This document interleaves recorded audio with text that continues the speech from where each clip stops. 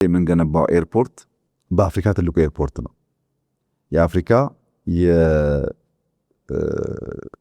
ትራንስፖርት ሀብ ሆኖ የሚቀጥል ነው። ቀላል ኢንቨስትመንት አይደለም። በብዙ መልኩ አድቫንቴጅ ስላለን የኤርፖርት ግንባታው በአየር ላይ ያለውን ትራንስፖርት በአፍሪካ ውስጥ ጎልቶ እንዲቀጥል ከአየር መንገድ በተጨማሪ ኤርፖርቱ በራሱ ብዙ ነገር ስለሚስብ ማለት ነው። አንዱ እሱ ነው። ሁለተኛው ክሊን ኤነርጂ ነው። ልክ በህዳሴ በኮይሻ እንደምንሰራው በሶላር እንደምንሰራው ኒውክሌር እንደጀመርነው ክሊን ኤነርጂ ላይ ማምረት ለውድድር ቅድም ባነሳውልህ ምክንያት በእጅጉ አዋጭ ነው። ሶስተኛው ዴሞግራፊ ነው። በጣም ወጣት ያለበት ሀገር ስለሆነ እነዛ ወጣቶች ደግሞ በኤልኤች ያለው ኤጁኬሽን ቅድም እንዳው ከታች ስለምንሰራቸው ተምረው ከተዘጋጁ እስኪ ያልኩን ይመልሳሉ። አብዛኛው ወጣት ቴክኖሎጂካል ሳቪ ነው። እኛ ደግሞ 5 ሚሊዮን ኮደርስ ብለን አብዛኛው ሰው ከኮድ ጋር ከኤአይ ጋር እንዲተዋወቅ እያደረግን ነው።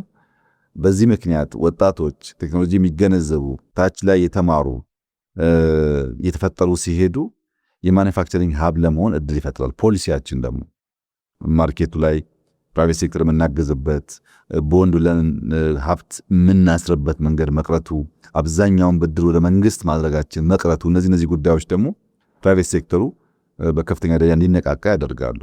ከትኩረት አንጻር ያየህ እንደሆነ ፎከሳችን ስትራቴጂክ ምርቶች ላይ ነው። ጀስት ዝም ብሎ ጨቃጨቅ ሳይሆን ለምሳሌ ሶላር 5 የሶላር ኩባንያ መጣን ብያለሁ።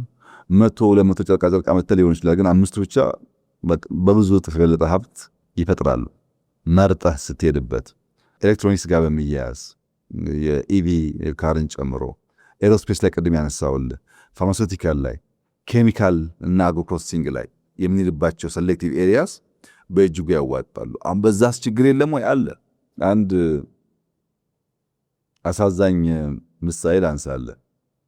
ኢትዮጵያ በምግብ ብቻ ሳይሆን በመድኃኒት ራሷን ለመቻል ከፍተኛ ጥረት እያደረገች ነው እና ያንን ፖሊሲ እየሰማ ኢትዮጵያ እንድታመርት ቅናትም ያለው አንድ ዜጋ መጥቶ ቅሊንጦ ፋርማሲውቲካል ፓርክ ውስጥ የመድኃኒት ፋብሪካ ይሰራል።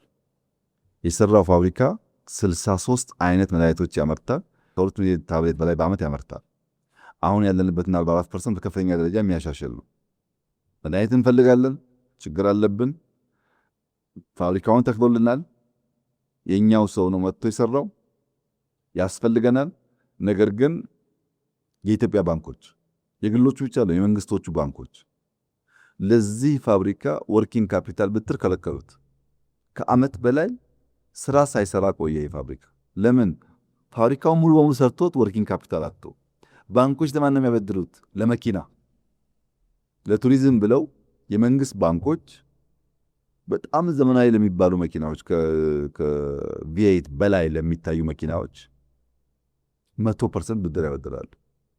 እኛ ያሰቃየናውን የቪኤት መኪና ነው ኢትዮጵያ ውስጥ መድኃኒት ነው ብለህ ብታወዳድር ማንም ሰው ጀጅ ማድረግ በሚችለው ጉዳይ የእኛ ባንኮች የመድኃኒት ፋብሪካ ተሰርቶ ወርኪንግ ካፒታል አጥቶ ስራ አቆሞ ሳለ ለመኪና ያበድራሉ። ሪሶርስ በተገባው መንገድ አሎኬት ያላደረጉ ችግር መልኩን ይቀይር እንጂ አሁንም ያለ በሽታ ነው። ይህን የተከታተሉ ማድረግ ይፈልጋል። ፋብሪካው በቅርቡ ሲመረቅ ታየዋለህ እንዴት አይነት ስራ እንደተሰራ። ጥቂት ገንዘብ እንኳን ብድር ብትሰጠውስ 10 መኪና ከመግዛት ያንም ገንዘብ ወርኪንግ ካፒታል ይሁን ቢባል ለኛው እኮ ነው መድኃኒቱ የሚውለው። ስንት ዜጋ መዳን እንደሚችል አስብ በዛ መድኃኒት። በዚህ መንገድ ስትራቴጂክ ምርቶች ላይ ማተኮርና ማገዝን በደንብ ስንሰራ ባለሀብቶች የሀገር ውስጥ ባለሀብት ተሳትፎ ሲያድግ እነሱ ደግሞ ሲታገዙ ምርቱ ብቻ አይደለም ያኔ ውጤታማ እየሆን ሄዳለን። ከዚህ ቀደም ኢንዱስትሪያል ፓርኮች ስንገነባ ኢንኩቤሽን ሴንተር አልነበረም፣ ፖስት ኢንኩቤሽን ሴንተር አልነበረም። አሁን ግን ፓርኮች የሰራን በኋላ ያየነው ልክ እንደ ኤርሊ ቻይልድ ኤጁኬሽኑ ኢንኩቤሽን ሴንተር ከሌለ ዋና ኢንዱስትሪዎች ግብአት አያገኙ። ለምሳሌ የስራና ክህሎት ሚኒስቴር ከቢሮ ፊት ለፊት የኢንኩቤሽን ሴንተር እየገነባ ነው። አላለቀም፣ ጥቂት ወራት ይቀረዋል። በጣም ትልቅ ሴንተር ነው። ተማሪዎች ሄደው እጃቸውን የሚያፍታቱበት ስልጠና የሚያገኙበት ኢንኩቤሽን ሴንተር ነው። ከዛ ከወጡ ደግሞ አዲስ አበባ ፖስት ኢንኩቤሽን ሴንተር ወደ 7-8 ቢሊዮን ገደማ አውጥቶ ትልቅ ፓርት ሰርቷል ቅሊንጦ አካባቢ ላይ። የዛ ፋይዳ ደግሞ እነዛ መነሻ አስተላላፊ ሰዎች መጥተው ምርት ሰርተው ለሎካል ማርኬት ቢሸጡበት ካደጉም ወደ ትልቁ ኢንዱስትሪ ፓርኮች የሚያድጉበት ማለት ዝም ብሎ ዘሎ ፓርክ መግባት ሳይሆን ከታች ጀምሮ ሙያን ልምድ እያላቸው እንዲሄዱ የሚያስችል ነው።